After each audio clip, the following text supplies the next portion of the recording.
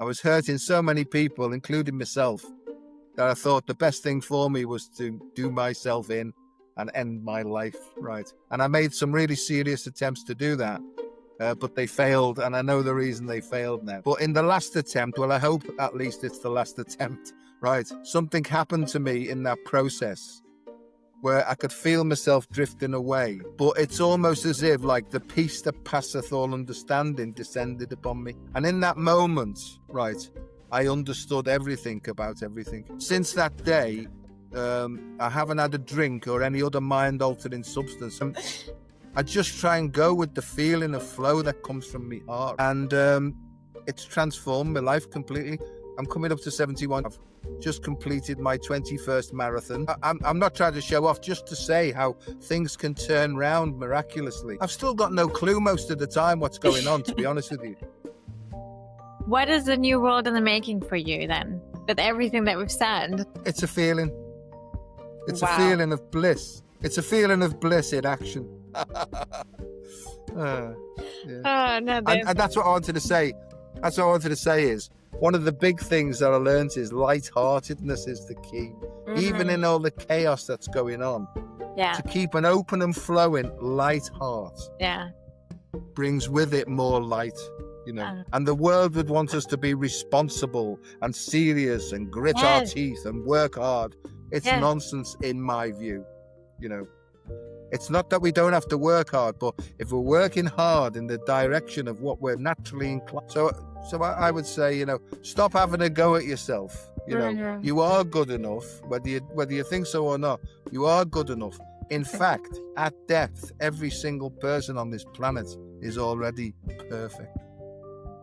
We talk about decentralization, but I think what we mean is decentralization of the ideas in the head to become centralized in the heart.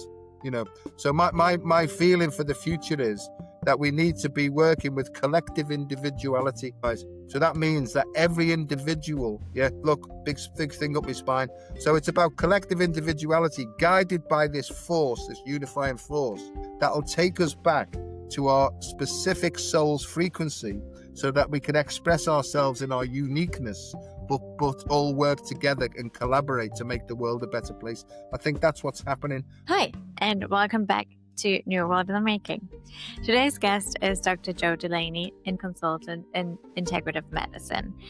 He specialized in addictive behavior, mindfulness, and in the impact of psychological stress on the heart.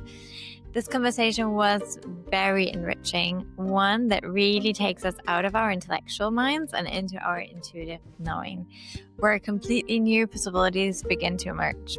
We explore what's happening from both a neurological and an intuitive perspective, how we can navigate these times, reconnect with our hearts, and understand what life is truly actually asking of us in this new world in the making.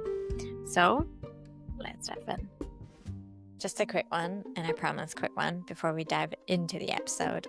I really want to take a moment to just say thank you for being here. And to keep this work alive and help it reach even more people, I need your help. Just by hitting that subscribe button, you're becoming an active part of this new world in the making. And you're enabling this conversation to grow into directions we can't even imagine yet. So thank you truly. And now for real, let's dive into today's conversation.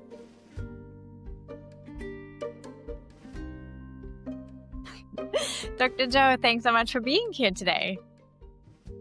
You're welcome. Lovely to see you. Lovely to have you on. And I'm very excited in going in all directions of science, consciousness, medicine, healing. But before we go into all that, could you share a bit about your personal background story? Personal background is really, I was born in 1955 into a very, very religious Irish Roman Catholic family. Interesting. I was very brought up in a very traditional sort of Celtic way. My mum was the boss, you know, my mother was the boss, and basically whatever my mum said, we did, you know, and that was the thing. My dad was a hard worker, and he was a dock worker, and he used to work all the hours God send, and and he would come home, he would eat and fall asleep. So he was just working all the time, because where we grew up was quite impoverished, really. And but the community, the Irish Roman Catholic community, was very strong, and it was led by what's called the Union of Catholic Mothers. Yeah. Wow. So we were nurtured. I mean, don't get me wrong, we were well looked after, and all the Catholic no, not just Catholic families, the community worked together then to help one Yeah. another. Yeah. And so there was quite a sense of unity in poverty, to be honest with you. So that was that, really. And I was born 6 weeks premature. I was born in respiratory distress with scoliosis and congenital hip problems. So I was born with these sort of physical, if you like, deformities. And it made me really, my mother really kept me very close to her. And so from a very early age, I was almost like transplanted onto my mum's leg. So every time she moved, I moved, really. So obviously her influence in looking after me was very protective. But over the years, right, the protection, if you like, turned into control, really. And every time I ran an idea past her, right, she would either tut and say, no, that's not for you, son. You know what I mean? So I was very, very guided by what my mum thought. And because I loved my mum and I didn't want to upset her, right, I basically followed her way of living for my life, right? I don't know whether this is the right way to go here, but it's just coming out, so I'm No, sharing no. it, really. Amazing. And Yes. so No, I think in the I end, totally. yeah, I see that this happens a lot now, because I've sort of detached and understand that process now and got more space from it. I can see really that from a very early age, I was almost like programmed and conditioned into how other people felt that I should live my life. And that's why I always felt internally disturbed. I was a very sensitive, anxious child. I was taught to respect adults and to respect authority figures. And really, even though I had different thoughts on the inside, my behavior was societally conditioned and programmed. So basically, I hadn't developed a mind of my own, or should I say, I had a mind of my own, but my behavior reflected people pleasing and pleasing other people. How are we doing to start off with? Does that sound okay? Perfect. Yes. No, no, I love And that. so, It's super interesting. at the age of 11, because this was the standard in Catholic families, I was sent away to start my priest training college. So I was sent away from home at 11 years of age, 200 miles 11. away. Yeah, yeah, because there used to be 13 years of education to become a Roman Catholic priest. And so at 11 years of age, I was bundled off onto a coach and sent 200 miles away from my mum, you know. And I was terrified every second of the day. I was terrified. And what they used to do there was they would wake us up at 6 o'clock in the morning to go to matins, it was called, or matins, right? And we had to learn how to speak Latin, right, from a very early age, because when I was a child, the mass was actually in Latin, right? The Catholic mass was in Latin. So we had to learn to regurgitate these things, although we didn't understand what it meant, really. So this is a Of thing, course. you know. Yeah, Yeah. very interesting. So the Lord's Prayer, Pater Noster, Quies in Caelis, Sanctificatus. We had to say these things without understanding. So as I see, looking back, really now, that was the start of the priesthood training conditioning program. Is this okay so far? Very. And like, Anyway, I'm so intrigued. yeah. And so I'm just going with what's flowing, really, here. And from then, I missed my mum every night. I couldn't sleep at all at night time. I was suffering from all sorts of pains.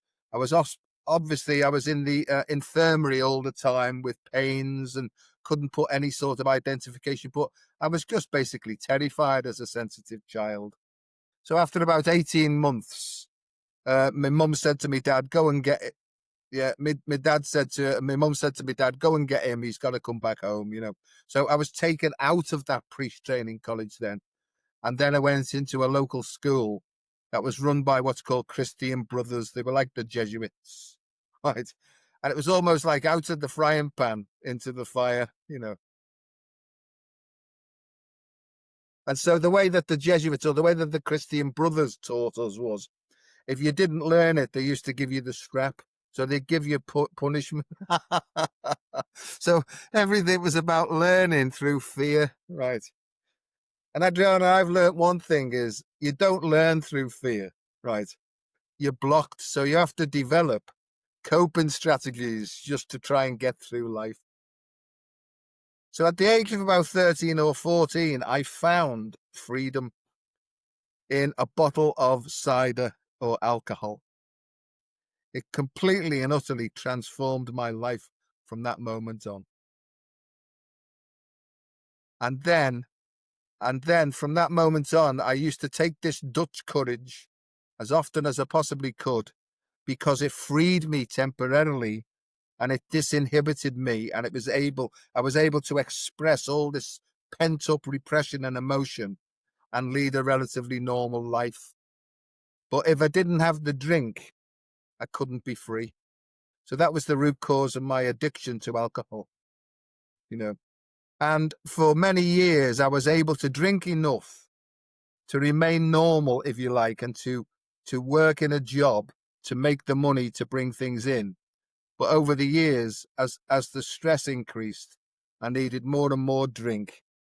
And then one day the drink didn't work and I had to take all sorts of other substances then, mostly medications then, to try and keep me calm. And then one day they didn't work either. So, you know, that was basically the course of my life up to then. Ask me a question then and see. Yes, because like then how did that align with medical school? And how did you even get to even be interested in that and allow yourself to also go that direction? Well, I'm not a doctor of medicine. I'm a doctor in medicine, and that means I've got a PhD in medicine, and therefore I'm a medical research scientist. Right. You know, but I'll explain later on how I got into seeing patients and things like that. So when I was at school, when I was in this Christian Brother school called St. Anselm's, right, I couldn't learn. I didn't do very well at school because I was so frightened all the time. You know, so they considered me to be a slow learner, really. And you know, I didn't do very well. My grades were terrible. And at the age of 17, I got an opportunity to leave the college and to go into employment. And that was basically washing test tubes in the local hospital laboratory.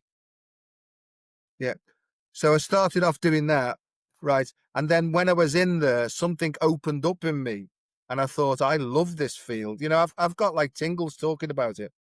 I love this field, and I was really, really enthusiastic about the field of biomedical science, medicine, working in hospitals and stuff. So I'd obviously been guided, the way I see things now, I was guided into that position. And I really got on really well. In no time, I took the exams. I had no problem with the exams because my enthusiasm was there. And I climbed the ladder of success very quickly. It's in what they call hematology, you know, studies of the blood and stuff like that, you know. So I became a boss of a hematology department and worked in all the fields of pathology. So I worked in microbiology, biochemistry, hematology, all sorts of histology. So I got a real general feeling for what medicine was all about. Yeah. Wow. And so I loved the research. And at a very early age, probably about 1973, when I was 17, 18 years of age, I started to do some research into leukemia and the causes of leukemia and what was happening at the level of the stem cells. And that was really, regenerative medicine was only coming into the fore then. You know, so Yeah. I was a sort of a forerunner in that field all those years ago. Yes. Are we all right? Shall I carry on? Yes, please. Okay. So from there, then, I loved the research, but because I was getting good at it, they promoted me, but they promoted me into more of a managerial position. And it was more about paperwork than research. So the stress got more and more. And I found then with the alcohol, I needed to drink more and more and more to try and remain relaxed. And then one day I couldn't stop. And they found me, over time, my work started to deteriorate. The people in the work started to cover for me, but it became very dangerous for me to be there, And one day I was found unconscious, drunk, right, in the laboratory, Wow. It's a good ending to this story. There's a good ending, Yes, And I know. to cut a long story short, the drink got hold of me. I lost my job. Over time, I lost my wife and children. Further over time, then I became homeless. And at the end of all that situation, because I was so desperate, I was hurting so many people, including myself, that I thought the best thing for me was to do myself in and end my life, right? And I made some really serious attempts to do that, but they failed. And I know the reason they failed now. But in the last attempt, well, I hope at least it's the last attempt, right? Something happened to me in that process where I could feel myself drifting away. But it's almost as if like the peace that passeth all understanding descended upon me. And in that moment, right, I understood everything about everything, right? And I was even given in my vision, I was given like a mathematical formula, like an algebraic formula that meant this was the formula for the creation of the universe, right? Yeah, honestly, yeah. And then when I came back, right, because I was in such a state, I had to crawl to the local telephone box, rang up the emergency departments, and they took me back to the hospital. And at that stage, then I was hospitalized in the psychiatric department for 8 weeks. And in that process, something started to really open up in me, where I understood that I'd almost like signed up for this journey. I had to go through these processes of losing everything and going through all the illness and stuff in order to be shown by, I'll call it my soul or spirit or whatever that thing is. I'm not a religious person. I don't do religion, but I do more like it's a feeling that guides me really. And since that day, I haven't had a drink or any other mind-altering substance. So I've lived a natural, as clean as possible life. Not like a saint, no. But I just try and go with the feeling of flow that comes from my heart, really. And it's transformed my life completely. I'm coming up to 71 years of age. I've just completed my 21st marathon. I do a lot of I'm not trying to show off, just to say how things can turn round miraculously. I've still got no clue most of the time what's going on, to be honest with you. But one of my biggest things was I went to Alcoholics Anonymous. And Alcoholics Anonymous, I don't know whether people know, but it's not really about giving up drinking. It's just about being reconnected with your soul, and that's what AA is about, really. It's about being engaged with mindfulness and being guided by a mindful approach to living. I'll shut up now because I bet you've got loads of questions, have you? So many questions. Wow. So from what you're understanding now today, what kind of experience was that? Was it kind of like a near-death experience? Was it kind of like what kind of experience? Well, I don't know. I think it was a near death or even a death experience, but almost as if I was knocking on the gates of somewhere else. And they said to me, "You're not ready yet. Turn around, go back, because you haven't completed, you've got things to do. You haven't completed your mission. The reason you've been so disturbed is because you are miles out of alignment with your soul's purpose. So get back, turn round, start walking." I felt like they kicked me up at the bottom and said, "We'll show you. keep close to your heart and soul, and we'll send you instructions on a daily basis of what action to take. So my thing is now is acting upon information received, but no longer from my head, really from my heart, you know. So, And it's, yeah. yeah, I've got no complaints. It seems to be working very well. Yeah. It seems like that. Um, so what happened after that? So you did your PhD after that, right? Yeah. So what happened was I looked in the local paper and I saw an ad because I'd been given the sack. You know, I'd been dismissed from the hospital then as a danger, basically. You know, they're more compassionate now. What they do now is they help people with addictions, you know, to get better so they could stay in the job. But then they just used to get shut of you, basically. So what happened then was I looked in the local paper and I saw an advertisement for a sports therapy course, you know, and I just got a feeling because my head was saying, what a load of nonsense. That was my head, right? But this feeling was, son, you know, you don't even know what this is. Why don't you go along and find out a bit more? And when I went for the interview, I just opened up to the tutor, and I said, "Look, this is where I'm up to. I've been in all sorts of trouble." And she said, "Well, I'm willing to give you a chance if you're willing to work hard." And I said, "Well, of course I am, because I'm not a bad person, you know. I've just been confused, really." So anyway, on that course, once again, I was introduced to things like massage. Now, I'd never done anything like that before, but I was introduced to health and fitness, health and well-being, massage, and from sports therapy massage and remedial massage, which is really deep stuff, I was then guided into holistic therapies then.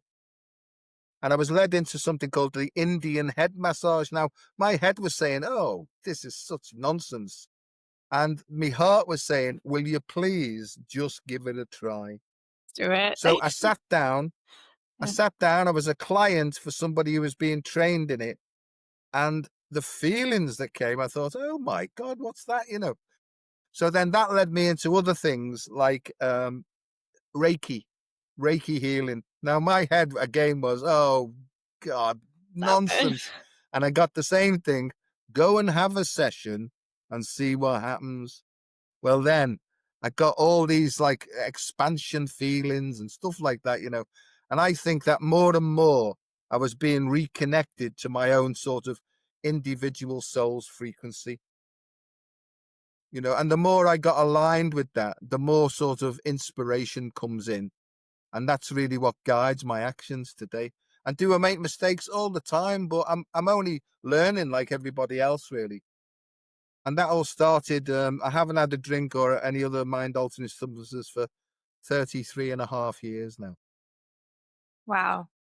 That's such an inspiration. It's such a, yeah, beautiful, very intense story. And well, very alive story, I would say. How do you see now then illness, the process of healing, body, mind, and heart connection? How do you see that now? Well, I see that it's all connected. I mean, you know, we tend to sort of disconnect everything and put it into little sort of silos, they call them, you know, but I know that everything works for the same purpose, right? Depending upon how we observe things. Because to me, this is all about all the problems in the world are because of misperception. And basically, it's basically misdirected instincts, really. I think our perception misdirects our instincts, which drive our behavior mostly in the wrong direction, you know. So I think it's faulty logic, right, and misperception that are causing all the problems. So to me, that's about lack of self-awareness, because I think most people, like myself, I was always looking externally for answers, you know. But I realized today that all the answers that we need are in the heart, you know. And so I'm helping people to disconnect from the head temporarily and go into the heart and look for the information in the heart. Because for me, the deeper you go into this heart centeredness, the more discernment, the more clarity you see about the madness of the world and the chaos that's going on. And it's basically because most people are just like programmed automatons, like I was myself, right? And they're just on this treadmill of got to work hard to make money, to pay the rent, this, that, and the other, and we sort of lost our purposefulness because of distraction. And I think the world, in your question sheet, you basically said, the collective consciousness of the world, where do you think it's at? And I think it's at basically fear conditioned behavior and defensiveness, right? And it's almost as if there's, in part of this great game, it's almost as if there's nefarious organizations who are trying to keep us distracted so that we can't get in touch with our intuition. I don't know whether I'm causing trouble here, but I think that there's all sorts of things happening in the world. We live in such a toxic world, but nobody's done it to us without our permission, right? Or our naivety, really. And I think there's a great big shift in consciousness that's going on now, where people are waking up to think, hang on a second, something's not right here. But initially what happens is we want to fight against the stuff that's happening when really part of us have projected into this. So I honestly feel that we're 100% responsible for our part in this great big play. Okay, so do you think that we kind of need to go from that fear and have all these more painful experiences just to then connect more? Yeah, I think pain, what they say, pain is the touchstone of our recovery. So any pain, in my understanding, is an obstruction to the free flow of unconditional love. That's what pain is. And dis-ease is an obstruction, right, or a restriction to the flow of love. And I think what's happening now, to put it in these terms, and once again, I'm not religious, but people understand the terms. Yeah. I think what's actually happening now, as there's a great astrological realignment of the stars. And I think that's almost intensifying the energy that's coming into the sun. The sun's energy is really increasing now.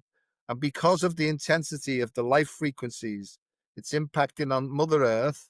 And because we're on Mother Earth's also evolving. And we're on Mother Earth being asked to let go and allow the process to come through us. So I think that the soul is knocking on our physical bodies to say, will you just relax, surrender? I'm trying to get in, but you're resisting it all the time.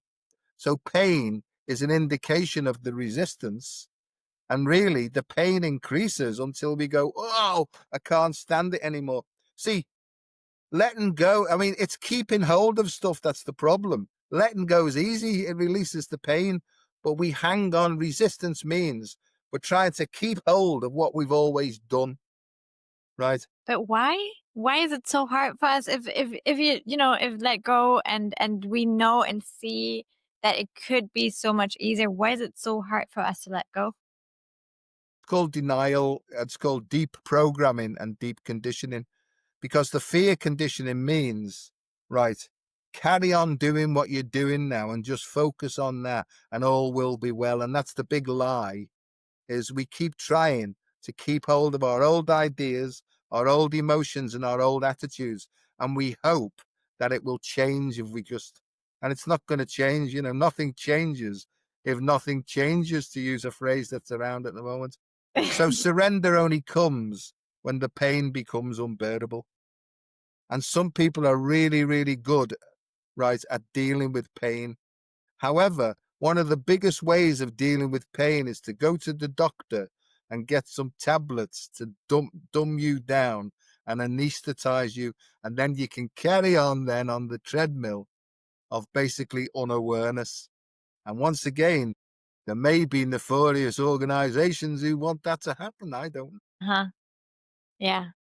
No, I mean, like, for me, this is all so fascinating because when I was little, I was diagnosed first with leukemia, actually, and then they found out it was a non-Hodgkin lymphoma, another sort of cancer. And I was on chemotherapy for a year and a half as a little baby. And yeah, so from there, a whole journey started. Right, my parents were like, what can we do? So food was super important, and nutrition, so organic food, and well, today, for me, that is one of my main things as well. Food is super important to me. As well as then understand, like, okay, so what does it actually mean to become ill? Like, why do we get ill and have all these moments? That's why I was asking you, okay, so how come that we have to go through that? But I think I've talked with my parents a lot about this, like how much this actually has all helped us to really go way deeper and really grow and understand life from a very different perspective. So yeah, it's like this pain connected to a massive gift afterwards to then like really understand very way more beyond what like the rational mind could even tell us to like where this is going, right? So that's why Yeah. also. No, that's marvelous. I'm glad. And, my understanding is because you see, it also led me to yoga and yoga philosophy, and also to the indigenous understandings of tribes across the world. So I've done a lot of deep study. And see, look, what happens to me is when I'm on the right path is I get things going up my spine as if to say, that's good, son, talk about that now. So what happens is I went into a deep meditation, and for no reason, I got this name, Imhotep. Now, I didn't know who Imhotep was, right? So I come out of, right, this meditation and I find out that Imhotep was a great healer from ancient Egypt, right? But he was also a polymath because he was an architect who designed the first step pyramid in Saqqara in Memphis in Egypt, right? So I looked further into that, and he was a precursor of Hippocrates. He came before Hippocrates. Now, modern medicine thinks that Hippocrates was the father of modern medicine, but it led me back even further than that. And then the next thing was I got led back to Assyria and Sumeria and all those areas. This is what happens to me. I get these little ideas that come into my mind, and I know that that's spirit guided me, whatever that means, but I don't really get too much into that because I just try and go with it, really. And so it's taken me really back. And it's almost as if the history that we're taught in standard education is miles from the truth, right? It's completely and utterly misguided, right? And there's various reasons for that.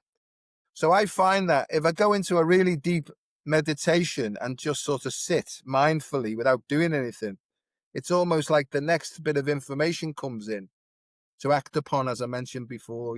So Imhotep has taken me into energy medicine because Imhotep, the first Saqqara pyramid, was basically a pyramid of tunnels and tubes and stuff like that. And it was to see, they used to use vibrational medicine. So they'd send sound down these tunnels and they'd have people laying on sort of beds to be bombarded by sounds. And that then took me to Tesla. If you want to know the secrets of the universe, focus on energy, frequency, and vibration. So it led me then, Adriana, into looking at what is subtle energy medicine. And that gave me the understanding of what is Reiki, what are all these therapies. And so I've become a Reiki master. And all that means is that before I do Reiki on anybody, I say to my soul, please help me, right, to do the right thing for this person. I don't say send healing energy to their liver, because that might be the wrong place, you see. So I have to allow this intelligent universal life force to work through me, if you like, as a channel, whatever that means, and to say, go on, do what you've got to do. And most people, they go into like a deep relaxation, but they generally feel much better afterwards. And some people have some people have had really sort of spontaneous release, and stuff. So it's really about releasing pent up emotional energy that's blocking the flow of this energy, you know. And some people see me and they have this and they cry. I can understand that when they see me, they cry, but, they cry in sort of relief, and that makes them feel better. Does that make sense at Yes, all? yes, yes, it does a lot. Quick question. Do we need to like for Reiki, usually it's like holding hands, right? Like on the body? Does it? No. You don't need You don't sometimes okay. It can don't need to happen touch the from body. the distance. Yeah, Okay. it can be distance. You can, Okay. if somebody, what I tend to do is, if I've got time, people send me a photograph of themselves, right? And I'll sit there, and this is what I do. I'll just explain what I do. I'll sit there with their picture. I'll open my heart up and I'll say, if it be your will, that's how I talk to my heart. Right? If it be your will, please send energy to this person in order to help them to get better. That's all I say. And then I'll sit there for maybe half an hour with my heart open. And then I'll get a feeling, okay, you've done enough. Then I'll close down and go and wash the dishes or something, you see. So I don't make a big deal of it because I know that I'm being used in some way for a good things, but I don't let my head get into try and understand it. No. And how can we all connect more to that? How do we do that? If you put your hand on your heart, okay, and you imagine in your mind, just use your mind for a second to bring in some picture that brings with it a feeling of care and compassion and a loving feeling.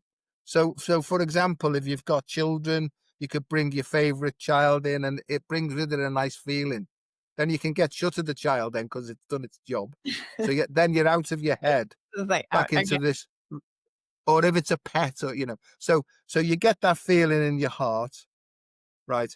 And then if you breathe that feeling from the palm of your hand so it goes like this: in, 2, 3, 4, 5, stop. Out, 2, 3, 4, 5, stop. Now, some people will find that, and you do that for 10 minutes. Some people find that they get like a melting type feeling. That would be when you're opening up really to the heart's vibration. It's called heart intelligence. If anybody wants to know any more about these type of things, there's an organization in America called Heart Math. Have you ever heard of Heart Math? Okay, so it's Heart, heart, MATH. It's heartmath.org. Okay, and they have a PDF file there that you can download for free. It's called The Science of the Heart, and that will guide people into more of this sort of stuff.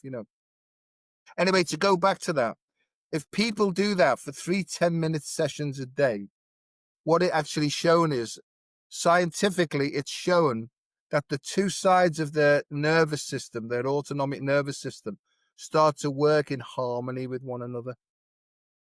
Because most of the time, they're in disharmonious state and incoherent sort of chaotic state. That's what causes emotional disturbance. It's almost as if one half of your head is fighting with the other half of your head.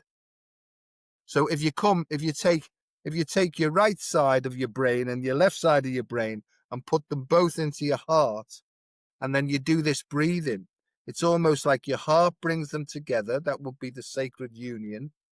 Okay. And it's almost then as if little globules of new information come in to say, turn left.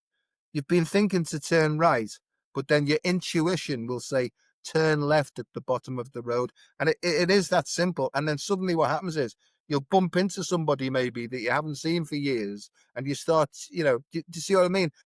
And this is what Carl Jung called synchronicity. You get loads and loads of coincidences happening. That to me means that you're being guided then by your deeper intelligence. Right.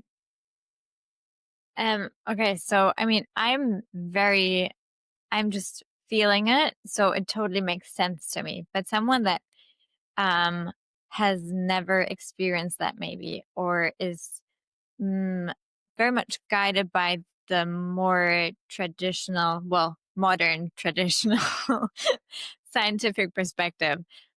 How did you deal with that? What do you say to them?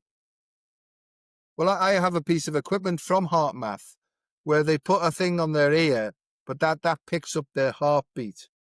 And what I do is, for a minute, I'll give them like a hard mathematical sum to do and show them how their heart works. And what actually happens is their heart goes all over the place, up and down like that, right? And then I'll say to them, okay, just watch my hand now. And I'll say, breathe all the way in through your nose and breathe all the way out through your nose. All the way in all the way out. And what happens is, on the screen of their heart, so it's projected onto the screen, their heart starts to work in a coherent way like that. So it's a neuroscientific way to give them evidence that they're completely in control of how their body works. And what actually happens is, the science of it then is, right, the heart sends information back to the brain then. And it's been shown that the brain in stress is it's like a frantic beta brainwave pattern. What happens is, in coherence, the thinking comes into an alpha theta state, and it's almost like the mind expands, so we become into a state of relaxed alertness. We don't feel tired, but it's almost like you become relaxed, emotionally calm, but it's almost as if your mind opens up and shows you more and more healthy options. And then if you choose one of those healthy options, then you'll make a better choice. It is honestly that simple. Wow. So, and from there, like, how do you also explain to someone that is more driven by a scientific approach, illnesses in general? Like, how is there a way that we can just take a pill and then that's it, without any emotional or spiritual integration with like the new? I think that we can be fooled by the medical approach. I'm not saying that medicine doesn't have some good approaches, because it does. My thing is not to fight against anything. But in the end, all my work and what's been shown to me is to take people out of their intellectual mind and to start to trust their intuition. Because human development goes this way. We're born with instincts, then we develop intellect. And then if we're in a natural progression and we're evolving rather than revolving, we then move back into intuition and then into inspiration. And at the end, this is the journey towards self-actualization, right? At the end, then we become a whole person then, So really, it's about, if you feel disturbed, it means there's a blockage to the free flow of this intelligent energy. So the most important thing becomes is to open up and release the emotional disturbance. If we don't, it will sort of lodge in a certain part of our body, because this is also related from a yogic point of view to the 7 spinal chakras as well, because the chakras feed the 7 major endocrine glands. There's loads and loads of stuff involved here, but we've been kept away from this understanding of the holistic nature of the human being, right, for various purposes, to keep us on the treadmill. So, so dis-ease, in my way of understanding, is we're ill at ease with ourselves. And when we're ill at ease with ourselves, we're irritated. And if we don't deal with the irritation, it becomes inflammation. And inflammation causes the cells in the area where the obstruction is, because they're living cells and they want to protect themselves, they start to defend themselves as well. And I think that this is the root cause of all disease, is too much energy. It's almost like to do with free radical bombardment of the cell surfaces. And the cell says to itself, I can't put up with this anymore. I'm going to try some different reaction here. So they try and protect themselves, right, in order to defend themselves so that they can. Does that make sense? So if we're on this treadmill all the time, we lose touch with our sensitivity of our own bodies, because the body will always tell us where the blockage is. It will say, excuse me, can you stop for a moment, sort this out, and make this a priority? Otherwise, you're going to become ill. And Adriana, if I had my way, we would teach children this right from the start. As soon as they were born, we would start to massage them and help them to understand subtle energies. We'd ask them to be truthful about how they were feeling, so we keep the flow going all the time. Because I honestly believe that every single person on this planet has something positive to contribute to making the world a better place. I feel like a priest now, No, it's beautiful. I mean, the podcast is called New that. Here's something I've learned as well, under guidance from the spirit, if you like, is You don't get to find out what's going to happen. You just need to take the action. Because if we got the information about what was coming up, right, a lot of us would try and divert us away from that, because sometimes it's tough, some of the things we have to do. So what Spirit do is, I'll talk like this. What Spirit do is they just give you the information to live in this now moment. And when the ego says, how's this going to work? They say, that's got nothing to do with you. Just do the job. Do the job that you're being assigned. And then in 3 months' time, when you look back, you'll see the positive benefits.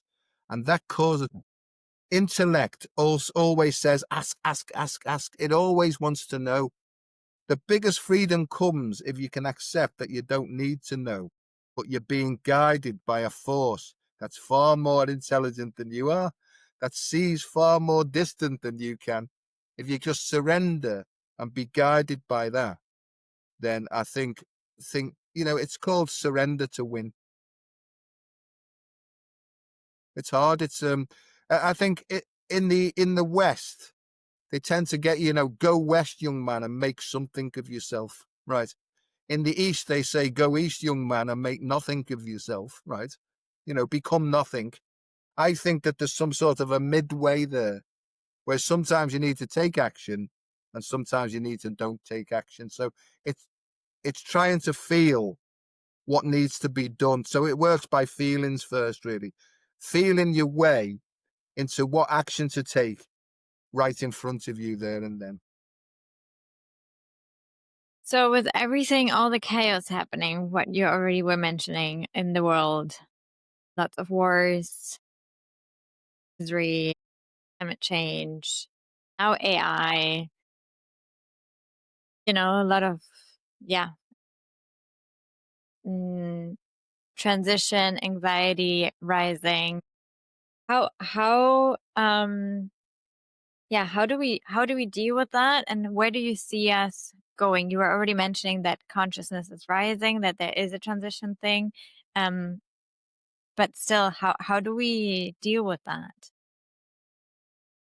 Basically, we have to surrender to our intuition. That's the simple answer. But the whole point is, I mean, in ancient yogic philosophy, they predicted this time that was coming. They're called the cycles of change. They're called the yugas, YUGA. And they predicted that this time we're in now is possibly the lowest moral point that humanity has ever been in, right? Because they knew this, but they know this as a part of a cycle of change, because there has to be dissolution of all old systems in order for new systems to come through. And people like ourselves we're a bit ahead of the curve here, because we're getting information and inspiration to say there is a way to do this, but you need to let go of your head, get out of your head, get into your heart. So it's to focus on feelings first, right? It's not to disregard the head, but it's to allow the heart intelligence to inform the intellect to take the actions. So it goes this way: heart, head, hands. That's how this works. But Bad. Generally speaking, and what we've done is we've been under the lash of capitalism and a patriarchal system for eons of time now. And the energy that's coming in is basically, I'll describe it in the way I do, is it's a sacred feminine energy that's sweeping across the planet now. And it's a cleansing energy. And it's associated with what's called the vagus nerve. It's the rest and digest response. But it's also about restoration, reconfiguration of the human system.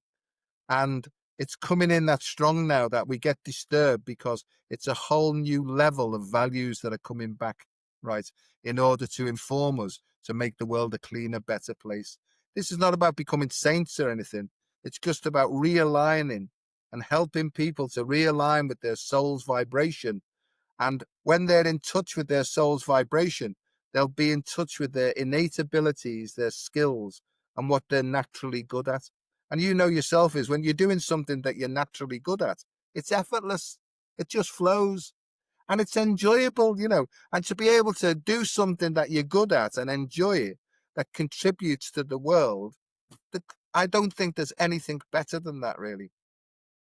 However, we're told the way to be happy is you need a new car this year. You could do with a bigger house. If you'd only had a better television, you'd feel much happier, right? If you eat this type of food, that'll make you see. So we're being marketed to all the time with things that actually block the flow of this simple loving energy, you know. And don't get me wrong, I used to think that all those things would bring me happiness, but it's a hole in the soul that can't be filled with material things. And here's the hard part is people are material things too. So if you're looking for your soulmate and this, that, and the other, you might be looking for a long time, really, because my understanding is what you're really looking for is already within you. And it's really to allow that and for that sacred reunion to happen within you first before you start to see it on the outside of you. It's an inside job to start with. Yeah. Yeah. Wow, it's so powerful. And also I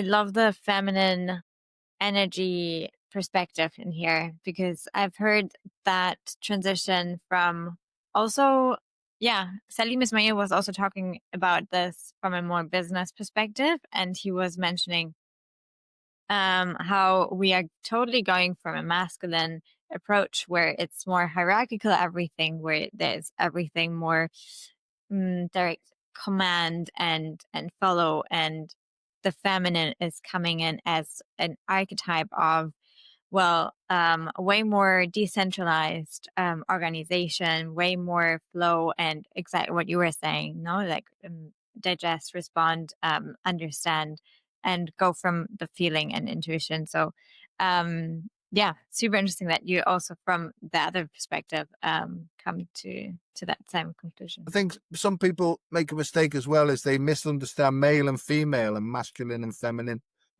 so the gender thing is within all of us. We're sort of animus and anima within us. And from a yoga point of view, that's Ida and Pingala. In Chinese medicine, that's called the yin and the yang. In medicine, it's called the sympathetic and parasympathetic. So there's those two poles that are generally in conflict with one another. If we get out of the head and into the heart, that's the unifying force that will bring them back together again. And then they start to work together, right, in oneness, And I do believe wholeheartedly in the law of one. And if we just let go and get out of the way, it's almost as if they'll come back together again effortlessly, But part of the other thing as well is before we come here, the soul makes a contract with the ego that actually programs in difficulties. And that's part of the hero's journey. That's why your journey will be different to mine. Mine will be different from somebody else's. So I think that everybody's got a particular sort of niche that they need to develop. That's why I don't see things linearly. I see them spherically now, globally. So it's almost like a compass, a spherical compass, where you might have to do something north by northwest, and my job might be south by southeast. But if we compare each other, you'll say that you're on the wrong path, and I'll say, you see what I mean? But we come in with specific jobs to do, and it's almost as if somebody might come in to experience horrific experiences, right, in order for the soul to experience them. And when they've dealt with it and got the full felt experience, they might then achieve off the wheel of reincarnation, But to an outsider working off standards who doesn't understand soul progress and stuff like that, it will look as though they're completely on the wrong path. See what I mean? So you can never really, in my experience, you can never really know what somebody else needs to do other than moving towards wholeness and health. Right. Yeah. No, it's so hard not to understand from a more like logic perspective, like what is this person doing? It's I don't know, what am I doing? No, going into full, completely crazy direction, but it feels right. But it's like, Exactly. And that's the whole thing, isn't it? It's to say, I don't know why, but I feel. My wife says to me, what are you doing that for? And I said, because it feels like the right thing to do. Well, and then she'll say, well, I think you're an idiot. And then I say, I think I'll be looking for another wife if you carry on like that, but, and that's another thing as well. The ego, the shadow self, because I mean, we need a normal, healthy ego. I don't believe that anything gets destroyed. People say we've got to kill the ego. I don't feel that that's the right way of putting it across. But I think it's an imbalanced ego that's the problem, and sometimes we have to let go of stuff that we're doing too much. And sometimes we have to do stuff that we're not doing enough of. I think that's the way it works, is to rebalance that. And then when we rebalance it and the level, it's almost like we get ascended to the next level of our evolution. Other than that, if we carry on doing what we're doing, we're just revolving in the same old Groundhog Day, really, So sometimes pain and hitting a rock bottom is a really positive thing if you understand how this works. You mentioned AI, lots of people are really worried about this artificial intelligence, but I have to say to them, no, it says artificial. That means it's not real. It's just a regurgitation of memory and what's gone before, because it can only switch on and switch off. That's all it can do. It doesn't have any creativity. So it's a good thing if you use it as a tool. If you're conscious that you're using it as a tool, right, no problem. However, if you don't think too much about it and you just feed in, what should I do here, and follow that, it's probably not the right way to go forward, really. Because I use AI myself. What I do is I sit in meditation, get ideas that come up, write them down, feed them into AI and say, put them in some sort of an order. And then I'll read it then from my heart, and I'll get whether or not it's on the right track. It helps such a lot of, it helps me a lot, AI. So I do use AI as much as I can, but always heart-led, really.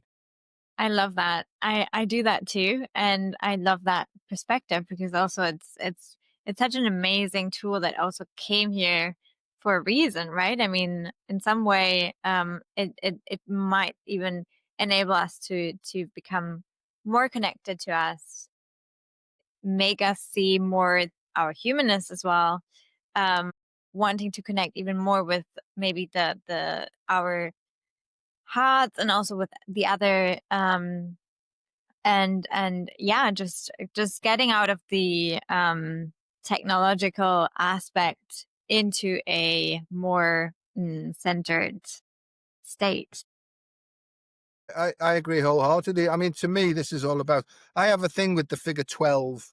12, 12, 12, 12 comes to me all the time, but I got 12 plus 1.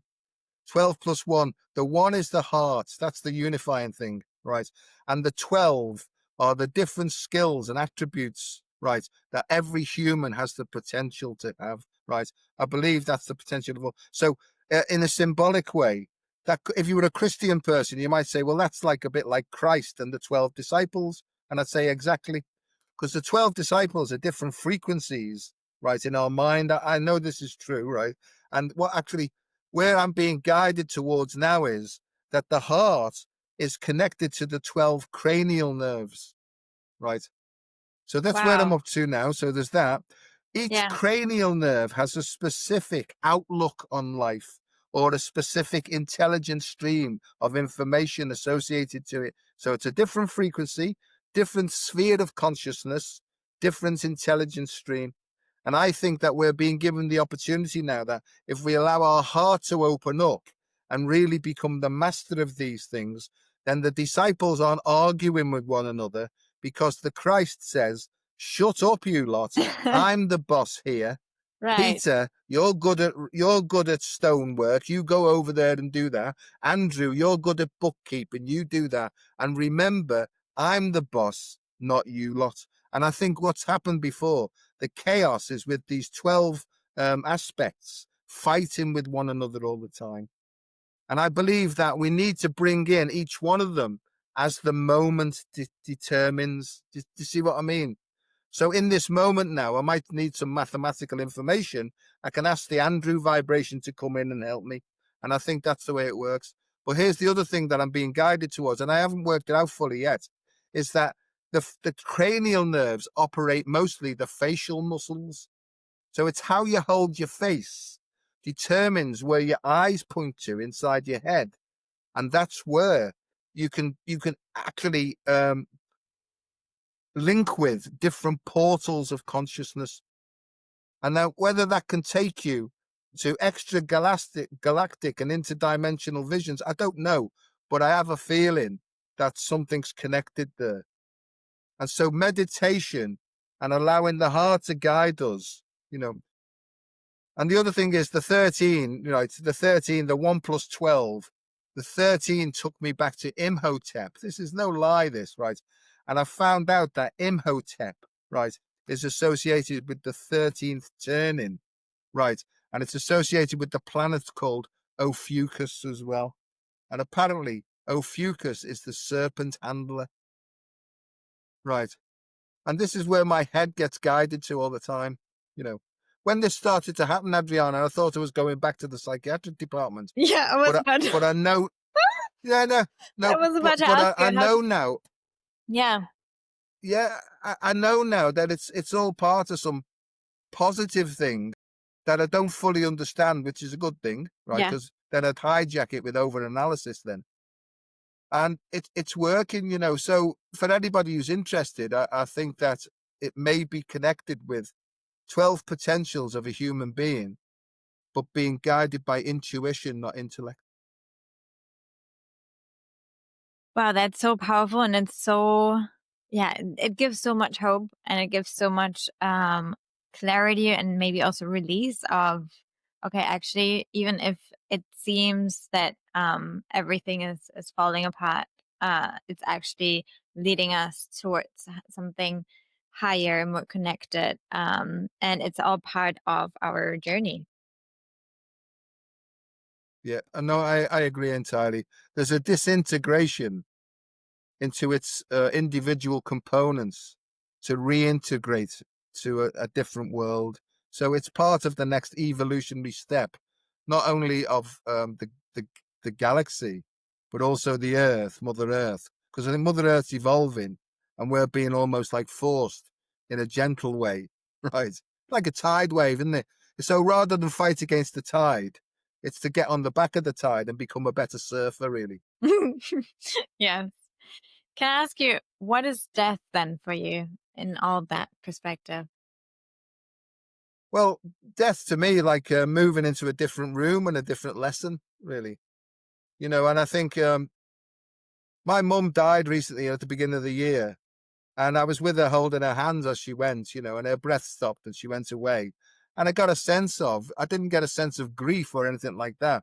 I got almost like a sense of freedom and a promotion from my mum, Now, whether or not she's gone off to meet my dad, she probably didn't want that, you know what I mean? But whether she's gone off and met in spirit the souls of her former family and stuff like that, I don't know. I don't know the answer to that one, But my understanding is whether it's reincarnation or just moving into a different space of time and space, or a different dimension of frequency, I don't know.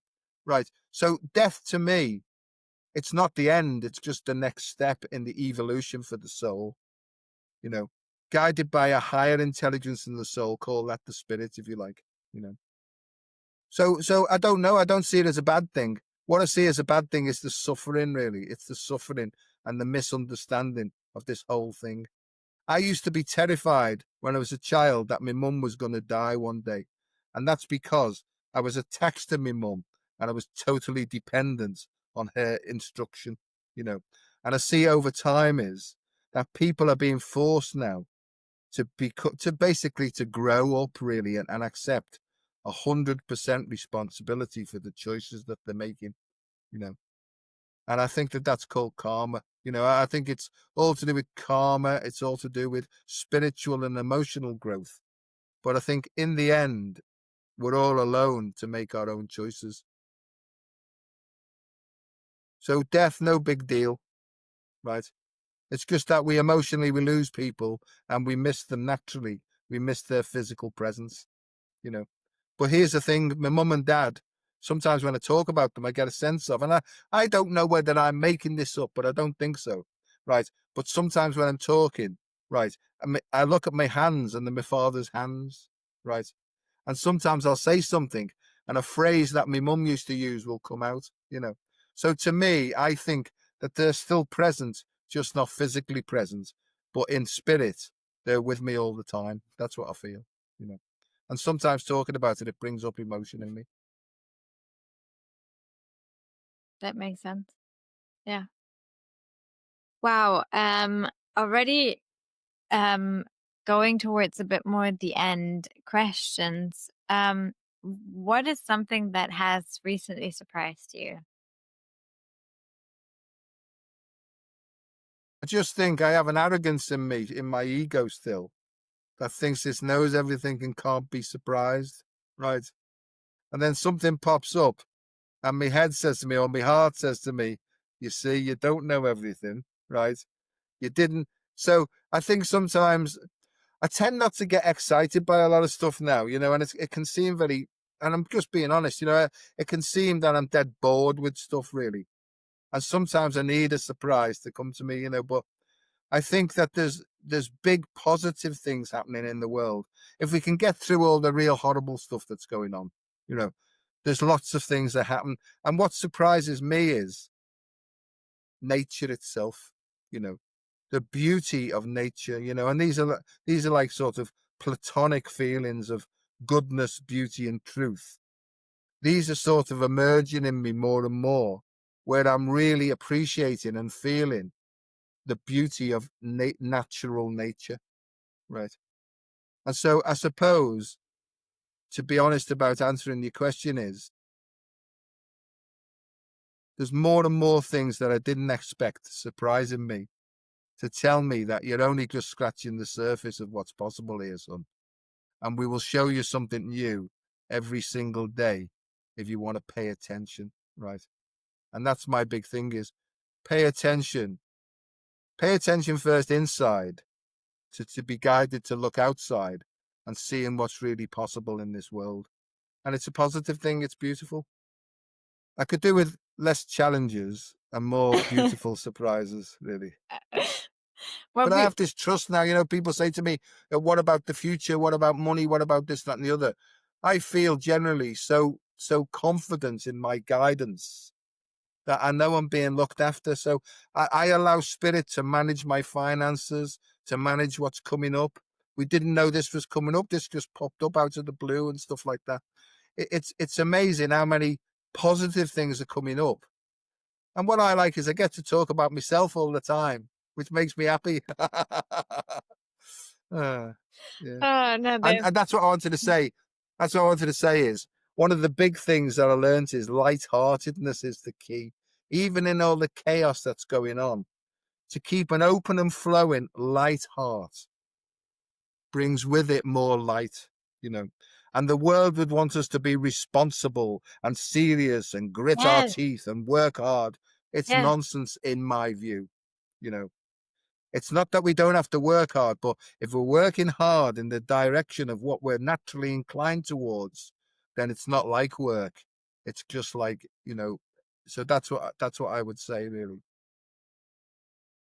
Wow, that's like such a huge relief, because I think also a lot of us, we feel it, but then we don't give ourselves probably the permission to actually go into that, you know? Yeah. No, I agree. I agree entirely. We've almost like been programmed into self-criticism Yeah. and lack of self-worth. The lack of self-worth starts off with you're not good enough, you know. And then we have a program that eats away at us all the time. Or this is my view, is you're perfect, you're not good enough and you need to try harder. And the reports from school, from primary school, must try harder, distracted easily, all that sort of stuff. And I know that I was distracted because what they were teaching me was boring and I wanted to be out there all the time, you see.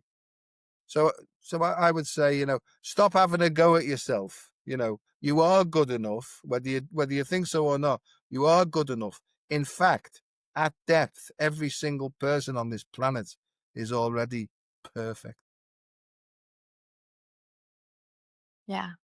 Beautiful to have it and sink in, because yeah, there are so many doubts out there, and so many, like, the ego is just all the time trying to challenge that. Yeah, all the time. Yeah, the little shadow, the little devil on your shoulder. Mm. Good angel, bad angel, that one. But I think we need that. I think probably from a Christian point of view, the most important disciple was Thomas, because he was doubting all the time and he needed that. He would probably say to Jesus, nah, I'm not having that. Explain it more. Show me more. Explain to me. So we need that aspect of us to keep going forward. And sometimes it creates heat to burn off the impurity, all that stuff. It creates heat to get us to look deeper, to go further, The symbol is apparently the unicorn's horn. It's like a spiral that's circling out into into outer space. Wow, I love that. Because it's true that a lot of times then when there's friction, you go deeper. And then it's like, yeah, that actually makes so much more sense now. Yeah. And it's not really about making wrong. It's about, okay, I've got a disturbance. First thing I need to do is find out what's causing it at the root, right? And so to rather than emotionally react and not think about it, it's to, when you get the grip, is to drop backwards, create more space. And it's almost as if on the projection of the wall, you can become objective about your subjectivity, So you almost like see your life passing before you, and you can go, I know why I feel disturbed, right? It's because I said yes to somebody there when I should have said no. Why did I say yes? Because I didn't want to hurt their feelings. And then you get, no, you didn't want to, you thought you would hurt their feelings and therefore it would hurt you. So once again, you were being selfish. And I thought, oh God, that's That is true. such a massive good one. Wow. Yeah. That's honest to God. When I found that one out, I wasn't protecting their feelings. I was protecting the thought of the rebound on my feelings. And if you can get your head around that one, that's a big release, that one, because you start saying this more and more. No, no, no, no. Sorry. Why don't you want to do it? Because I don't feel like it. Such a ridiculous. Ooh, you've become awfully selfish. You used to be so helpful. No, I used to be such an idiot, right? In that I'd be doing your work while you were out playing. So no, go and find somebody else to pick on. It's almost like things that we should have learned in the school playground in the first 7 years of our life. That's to protect our feelings. We manage so it's a manipulation at depth, Being polite sometimes is very manipulative, And then once you see this, because then you're getting to know yourself, aren't you? Yeah. Yeah, and you can laugh about yourself. And yeah, exactly. Yeah. And I find now people come to me now because they'll get a straightforward answer, What do you think, Joe? I tell them, they get upset. I said, you did ask me, right? So this is how I see it. There's ways to do it, though. You can say, if you're bothered about something, I help people saying things like, look, there's something playing on my mind. Would you mind if I get it off my chest? And everybody says yes. And so you say it. Now, if they get upset with you disclosing your truth, that's not your problem then. That's for their problem to look at. So they need to go into some sort of emotional intelligence program to find out why their reaction to what you've just said, And I think that's the way it passes on, really, that we're all growing emotionally, except those who are on tablets or drinking and whatever, who can't accept the truth. So it's a process of evolving emotional intelligence, spiritual intelligence, and freedom, really. Breaking the bonds that bind us. Wow. It's so powerful to realize all these things. And yeah, I mean, we're all on that journey. Talking about journey, where do you see us go in 5 to 10 years from now? Where do you think we're gonna be? No idea. I only live a day at a time. So I'll answer the question, right? Because people say to me, where do you see yourself in 5 years' time? I don't even know what's going to happen in 5 minutes' time, right? But I know that spirit does, and it will guide me in that moment. So from moment to moment, there's no time. There's no time in the present, right? People say there's no time like the present. There's actually no time in the present, right? Because the past doesn't exist. The future doesn't exist. All that exists is this now. And when you live in that presence all the time, it's almost like you don't need a clock. But when you look at the clock, you think, oh my God, that hour's gone quickly. Yeah. And it's, hasn't it? Yes, that's exactly what I was just thinking. Yeah. Yeah. Yeah. So that's the thing is like, oh my God. Oh, is that the time already? That's why when we've been lost in space, but perfectly found in space at the same time. It is fascinating. And I do honestly feel like I'm only just scratching the surface of this, really. You know, we've got good stuff coming up. AI and technology for the future is I see it like it's almost like Atlantis, the fall of Atlantis. We're almost getting a chance now to do it again, but get it right this time. I don't know whether you're familiar with Lemuria and Atlantis, but one's masculine and one's feminine, really. And in Plato's time, Atlantis fell because technology took over. It took over people. So that's why Atlantis fell. So Lemuria is to do with the earth. It's Mother Earth. And it's almost like that Lemurian energy is coming back so that humanity gets a chance to look at it all again, but make the right choices this time. And I think that's where we are, you know. But there's technological forces, you know. Yeah, people are calling it we're in the middle of frequency wars. Right. Right. And is it that we're all having all those 12 different frequency potentials, or what is it that makes us be in that? I think that the force that's coming in, this unifying force, is bringing all those 12 disciples together, those 12 frequencies together, so they can all work for the one purpose. We talk about decentralization, but I think what we mean is decentralization of the ideas in the head to become centralized in the heart. You know, so my feeling for the future is that we need to be working with collective individuality, right? So that means that every individual, yeah. Oh, look, big thing up my spine. So it's about collective individuality guided by this force, this unifying force that'll take us back to our specific soul's frequency so that we can express ourselves in our uniqueness, but all work together and collaborate to make the world a better place. I think that's what's happening. But what's happening is the nefarious forces that are trying to stop us getting back into intuition are sending all sorts of different frequencies in to keep us off balance all the time. So it keeps the disciples arguing when really the way forward is an open and flowing heart. I don't know whether I explained that very well, but the whole point about it is once we gain more and more self-awareness and body awareness, you can almost like feel when you're being invisibly misdirected. So there's a phrase, make your field your shield. And that means your field will develop from your soul through your heart and expressing itself outwards. That will be our protection in the end from all these different things, you know. And there's other things coming up as well. You know, there's almost like feelings that if we don't get this right, we'll almost become subjects of like wireless manipulation. Almost like like where you've got like a drone and you can send the drone up into the sky.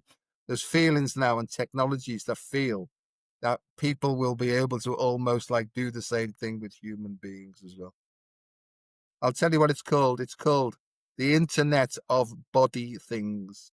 If people want to be interested in that, if they go and look up about this internal wireless body area networks, it's a bit concerning, but if you allow your intuition to guide you, it will guide you through these things that are happening at the moment. Yes.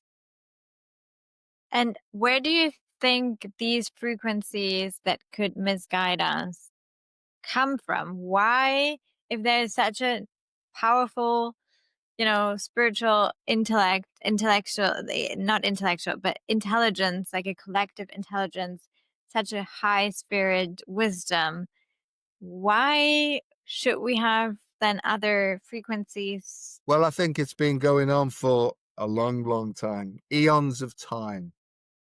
To put it in a simple term is, I think re-empowerment through an open and flowing heart and making your field your shield is going to be the way forward for humanity. And unfortunately, not everybody's going to get this message, because there does seem to be a bifurcation of understanding, where some people will remain with their head dominated instructions, and more people will go to their hearts. And the heart-led people, rather than fighting against what's already gone on, because it's a waste of time fighting against what's already manifested. So it's to be guided by a new intelligence or a new feeling, and to just keep acting upon those inspirational things. I don't know whether that makes sense, but Buckminster Fuller said it really is. No point in wasting your energy fighting against the old. Just turn the other cheek, look in another direction, and just go with what's positive, and create a better world, really. Okay, so quick question there. Because I understand duality in the physical realm, but how is in the higher intelligence, is there duality? Because I always thought it's one, and there is only the higher frequency already there. You know what I mean? Yeah, I know perfectly. Yeah. So we're in this yuga cycle at the lowest point of morality. So there's a whole load of duality going on. So there's massive conflict. But as we open our heart, the duality lessens, right? Yes. But there are different realms of spirits as well. Like, it all depends on how you look at these things. I don't do that really. I don't get my head involved. I just get involved with the feeling. Now, I know when I'm being sort of influenced by something that's not positive, because then I feel disturbed. So then if I step back, open my heart up, send this out, it cleanses it, kicks it out of the way, if you're with me, and I can carry on and go forward. Where I'm up to now is these things don't really bother me, because I know I'm being looked after very, very well. And it's like a fly landing on a cow's bottom, and my tail goes, off you go. It's almost like a windscreen wiper on a car as well. When the rain comes on, I have this sort of a windscreen wiper thing, That's where I'm up to. But everybody's got this ability, but you have to practice it. But if you're, and I'm not knocking medications, because sometimes medicine, right, is necessary if people are in horrendous pain and stuff, but I don't take medications now. Don't get me wrong. If I got a really severe infection, I'd have to sit in my heart. And sometimes I've had, yes, you need an antibiotic. Go and get that now. But if I've got hard, rigid principles, I would say, oh no, I don't do all that sort of thing. I don't work like that now. I work in the middle of it, really. So I don't discount anything at all. So to go back, yes, there are hierarchies of our spiritual dimensions, but if anybody's really interested in the science of this, right, and you may have heard of this before, it's called Keylontic science. Keylontic. If you go onto the Keylontic science site, there's an introduction to this, and it explains all the different dimensions and frequencies of what it is to be a fully grounded and full spectrum human being. So there's a few more clues. But I don't get fearful about stuff now. It's like, bring it on. It'll be another adventure. It's another adventure. Let's see what I can learn from this today, really. Yeah. Does that make sense? Yes, definitely. Yeah. What is the new world in the making for you then, with everything that we've said? It's a feeling. It's a feeling of bliss. It's a feeling of bliss in action. And bliss simply is, it's just when you fall in love with somebody, nothing can bother you. That people can say to you, oh, you're dead ugly. How come you've fallen in love with her? And you can say, I know, yeah. And haven't you got a big nose? Yeah, I know, yeah. So nothing can bother you, because love, see, I've got it coming up my spine now and everything, because love is flowing out of you. The love's not coming from you. It's coming through you. And that's what I think is, it's universal love. And when you get to a certain stage, right, it's just flowing all the time, and there's no object that it's associated to. It's just flowing through you. So in the feeling and the flow of love. And I think our job now is, when you get this thing, is to just stay open all the time, and even try and let go more and more of your ego self to allow more of this other big self feeling to come through. Does that make sense? So it's a feeling. I've got a feeling, that tonight's gonna be, and all that. And it's about dancing, and it's about laughing, and it's about joking. And it's about helping one another. But there is work to do. I mean, it's sometimes called the great work. But the great work is directly associated to your soul's frequency. And that's why people feel that they've got no purpose, is because they're still in their ego mind, their egocentric mind, and they're still working off human programs. You almost have to metaphorically decapitate yourself and just start working with your heart. Yeah. Get your head, throw it away, work with your heart. Start here. Gosh, this has been such a beautiful conversation. I'm just, speechless from here, not in here. Been lovely. Is there anything else that you would like to share before we go into the last question? Just say to people, don't believe a word of what I've just said there until it feels right for you. If it feels right for you, go with it. And if it doesn't, discard that bit, but not forever, because it might come back next week. So don't discard anything, because it might come round to say, okay, now it's time. Or when you're working with it, I'll never work with that person again, is never say never, because next week you might find that they've got some information that you need. In the poem Desiderata, it says, it's basically saying, pay attention. Even the dull and ignorant have their story, right? Meaning, listen to everybody, listen to everything, because there might be a little pearl of wisdom there that's like a key to unlocking the next stage of your evolution. How's about that? Beautiful. Beautiful. Is there a question that you would like to leave people with that they can sit with and just reflect upon?